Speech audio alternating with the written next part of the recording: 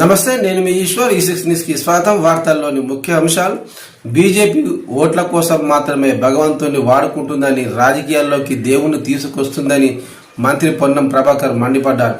గాంధీ భవన్ లో మీడియాతో ఆయన మాట్లాడుతూ టీపీసీసీ అధ్యక్షుడు మహేష్ కుమార్ గౌడ్ గంగాధరంలో నిర్వహించిన జనహిత పాదయాత్రలో ఆయన మాట్లాడుతూ తెలంగాణలో కూడా 8 మంది బీజేపీ ఎంపీలు ఓట్ల చోరీతోనే గెలిచి ఉండొచ్చన్న అభిప్రాయం వెలుబుచ్చారు.